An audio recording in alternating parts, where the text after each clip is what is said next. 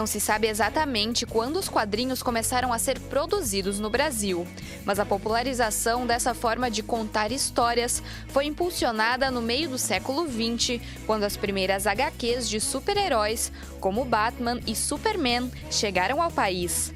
Atualmente, a produção nacional de quadrinhos é ampla e em diversos segmentos. Dá para separar em 3 grandes áreas, podemos dizer assim, o mangá, o cartoon, que é o amplamente conhecido aqui pelo Ziraldo, pela galera que fazia o Pasquim, e o comics, que seria o mais influenciado pelo quadrinho americano. Mas também tem muita gente influenciada pelo Fumetti, que é o quadrinho italiano, pelo bande dessinée, que é o quadrinho francês. Então, assim, o brasileiro ele tem várias influências de quadrinistas de lugares diferentes. Apesar de possuir um mar de fãs, alguns personagens acabaram se destacando e ganhando mais sucesso em versões cinematográficas dos quadrinhos. Bom, a relação de cinema com histórias e quadrinhos é uma relação muito antiga, né? Praticamente desde que o cinema foi inventado, o cinema surgiu ali no século XIX, as histórias em quadrinhos começaram como tiras, né? E a linguagem do cinema sempre alimentou as histórias em quadrinhos e vice-versa. Então, muitas vezes, como no caso de 300, por exemplo, o quadrinho serviu como um grande storyboard para o cinema. Porque ali era uma história que funcionava, os planos já estavam prontos, e foi basicamente, quando eu digo storyboard, foi literalmente, porque tem quadros do quadrinho que são exatamente o enquadramento que tu vê na tela. O primeiro filme do Hulk, agora dessa nova leva da Marvel, assim, que o Hulk é um personagem que não deu muito certo nessas adaptações da Marvel, por uma série de motivos. O primeiro filme dele foi dirigido pelo Ang Lee, é um filme que eu não gosto muito, tem seus defensores, mas eu não gosto do filme. Mas a maneira como ele pensou a relação de montagem e mobilidade dos quadrinhos é muito interessante até hoje, assim. Eu tenho a impressão que a maneira como ele fez isso ainda vai ser estudada daqui a um tempo.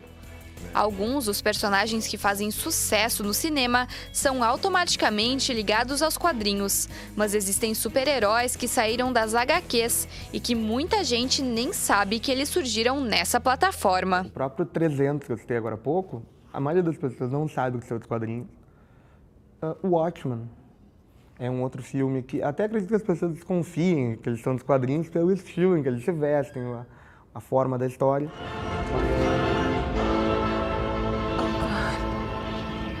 John? Is that you? Nations around the world still reeling from this morning's announcement, possibly the most significant event in recent history. We repeat, the Superman exists, and he is American. Se a gente foge do universo Marvel, tem vários filmes famosos que vieram de quadrinhos e a maioria das pessoas não sabe. Tem um filme do David Cronenberg chamado Marcas da Violência, que não é um filme de herói, né? Um filme, enfim, com uma trama um pouco policial, de gangster, que se originou dos quadrinhos. Assim, eu acho um baita filme, acho melhor do que os quadrinhos, inclusive. E também uma boa parte das pessoas não sabe. O Old Boy, que é um filme coreano de bastante sucesso, de uns 10 anos atrás, também se originou de uma série de mangás muito famosa lá na Coreia e no Japão. Nos últimos anos, principalmente devido aos avanços tecnológicos dos efeitos especiais, as adaptações das histórias em quadrinhos para o cinema aumentaram. Mas a troca de experiências entre esses dois mercados já é de longa data. Sempre teve adaptação e também sempre teve os filmes seriados, né, que eram as séries feitas para o cinema.